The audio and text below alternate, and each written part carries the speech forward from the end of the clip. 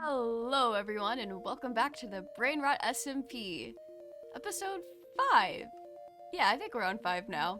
Anyway, in between episodes, as you can see, I did finish setting up our shop and we've got things fully stocked. And I let the other members know that this place was open. And I will say, I was up here the other day. We have made some sales, which is really exciting, so we're gonna need to make some more lecterns. I think those are the only sales that we've made. I've just gotta double check everything now. Oh, okay. I think this is the one problem about having so many things in stock. Yeah, I'm pretty sure the lecterns were the only thing we've sold. Alright, we were thorough. That was very quick. I've just realized I didn't really take you guys through the stock or anything. I kind of apologize because the beginning of this episode is a little bit all over the place because there is a lot of things I want to do today and my train of thought is not very well collected, so I'm sorry. But anyway, I'm gonna take you guys through what we're selling here so that we're all on the same page. So I guess the most important thing is we've got our redstone dust set up over here. And those are just whole stacks that we're doing. And then we've got half stacks of the redstone blocks. Yeah, those have the most. These two, I feel like these, when you're doing redstone, you'll do a lot more with these, maybe, potentially. I don't really know. But anyway, over here we've got our droppers and dispensers, our hoppers, our observers, the repeaters and the comparators, our pistons, our torches. And I thought it would be kind of neat to do activator rails and... Oh, those are activator rails, and these are detector rails. You can tell I never use these because I don't know which one is which. Over here, we've got just straight powered rails. I use these a lot, actually. And I thought it's kind of cool to have these be powered so they were lighting up. Then we've got our redstone lamps, our note blocks, skulk sensors, because I've been learning that I love using skulk sensors for redstone. I thought I could stand where we could see that, but that's fine. Our tripwires. These are trapped chests. I don't know if anyone's ever going to need these, but there they are. And then we've got our levers, our sunlight dispensers. Dispensers? What? No, daylight detectors. What am I saying? Then we've got our target blocks and our lecterns. And this shop is officially finished and open for business. We've already made a few sales. I say we wrap up in here. I'm still in love with this shop.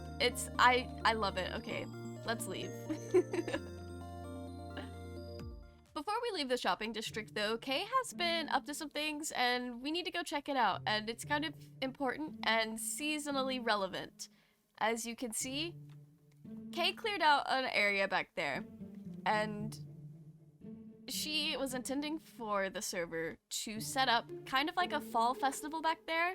Doing a fall festival is something that I've been talking about basically since the inception of this server, so I think it's only fitting that we are the first people to put something over here, especially considering this episode is not going to be done until the beginning of October. So, I say that is one thing we do this episode. Another thing we need to get working on this episode is, my house is not very easy to live in. As you guys have probably noticed, our house here is kind of being overrun with chests, shulker boxes, they're on the ceiling, they're on the walls. You can't really walk in here. I need to do something about this. I need to do something about this sooner rather than later. We need to build a storage facility of some kind over here at the starter base area because I would like to be able to live in my house again. I know you don't do a whole lot of living in your Minecraft house, and this is technically fine, but it's all about the principle. It's all about the principle. I can't have people over. There's nowhere for them to sit. It's just chests everywhere. This entire snail slug house is a chest monster, kind of. I know this is nowhere near as bad as other people get, but I want to nip this in the bud before it gets unmanageable and overwhelming. So we've got to figure out something to do about that, because this is kind of a lot already, in my opinion. So I haven't decided just yet where we're going to put our storage area. I honestly don't really know what my plans are for this little starter base area, because we haven't really touched it in a while. I did get my barn kind of cleaned up a little bit and a little bit more functional, but that's kind of all we've got. We've just got our oddly shaped mushroom barn and our slug. So we need to do something else over here, kind of tie in the theme, but also be functional. And I'm not quite sure what that's gonna look like just yet. I'm thinking we do the classic Pocket Leaves building thing, where I just pick an area, a block palette, and start winging it. I have a general vibe for the place, which is whimsical. And so we're just gonna go from there. I am torn between, do I make a small storage silo just for now with plans of doing a mega base somewhere later, or do I accept the fact that once I pick a place to live, I'm stuck here? I always want to do a mega base with my starter base, but then I always just stay at my starter base and I never move out. So that's something I've got to decide on. Do I want to commit to this area, or do I want to move out of the snail or slug eventually? It's a lot of things to think about. While I leave you with that to think about, I did decide what and where I was gonna do for my storage room, and I decided to go for a snail because a friend of mine told me that my slug starter base reminded them of Scar's snail starter base in Season 7 of Hermitcraft, so I decided to just go with it and do a snail. Anyway, this is how it turned out, and I thought it was super cute. So we've got a snail to go with our slug. The snail is a little awkward, but I also still kind of like it. I'm not too crazy about the frog-like O's on either side of the shell, but I do like the glass in the shell so you can kind of see inside. But I may end up replacing that with another block if I have to use that area for chests. Please, that is so rude of you. I'm trying to show off my build, thank you. Okay. So yeah, now I just need to put a door on the place and move all of our junk inside and see how it plays out. So I'm gonna work on that. Okay, our storage room has a door and everything is now moved inside. It's not labeled, but it is organized, which is a good first step. I probably will label these eventually because these smaller chests up here are a little bit confusing and I don't have everything on lock for memory. But we've got a nice little storage room that I think is pretty good considering where we're at in the game. And we've got some tool blocks down here so we can do things. And I've set up a little garbage can. I'll show you guys how that works. So we have a skulk sensor here that powers this dispenser because this is easier to figure out than, and it's also more compact than like a repeater, hopper, or just any sort of clock, to be honest. And then below the dispenser is a cactus that breaks items as we put them through the little trash can. Then I've got my dye box. I don't know why that was important to show you guys, but it felt important. It's a little awkward, but I think it's really cute and I really like it. At most, we might need to put a lantern here, which actually I'm gonna do that right now because it does get a little dark in that corner.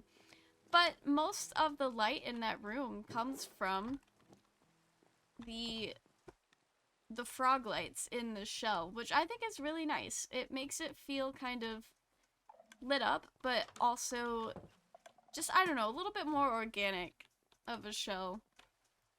But this is our storage room and I really like it. And now we can move on. He's a little awkward snail, but we've got a snail to go with our slug, and our slug now has walking room, which is really nice. Our snail looks really good up there, kind of going opposite direction of our slug, and I think it's cute, I think it's quirky, and I think it kind of fits in with our theme here, so that's really awesome. luckily I didn't have to replace the glass in the shell. The chests work out just fine. And this should do us for the rest of the season. And if it does not, then we're gonna have to go do a mega base somewhere else because that's all the storage room I'm gonna build in this area. Alright. Now that we have that taken care of, I think it's time to move on to our next order of business. Alright, we're back over here in the shopping district at the area that Kay and Gizmo have cleared out. They've cleared out a lot more since we were last over here. But I think we're gonna build a giant pumpkin kind of nestled back here. And my idea is that it'll be a trick-or-treat thing and people can go inside and pick a shulker box that has either really good things in it or some kind of trick. I'm still working on the details, but the important thing today is the actual build itself. And that's what we're gonna get started on in a handy dandy little time lapse. I hate to go from time lapse to time lapse, but that's what you get when you watch someone who enjoys to build. Anyway, let's go!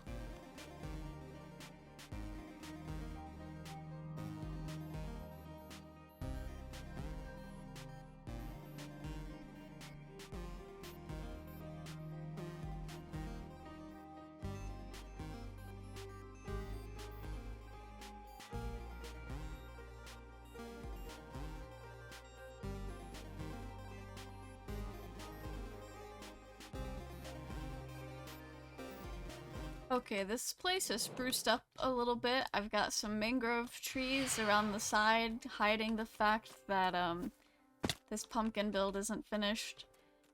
Kinda can't see the back due to the forest, which is good.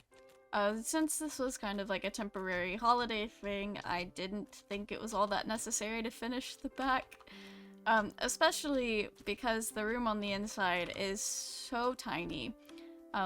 I got some mini shroom blocks in here because I thought they were kind of cute and it would help feel like pumpkin guts in gelatin cube form. Then we've got some hanging roots, which I think it fits. Now all we need to do is get the shulker boxes in here and get them full of tricks or treats. I'm very excited to figure out what exactly that's going to mean, but I've got a little bit of time before we absolutely have to have that done. So that'll be done probably in between this episode and the next, because I do need time to get that sorted. Anyway, this place looks so cool.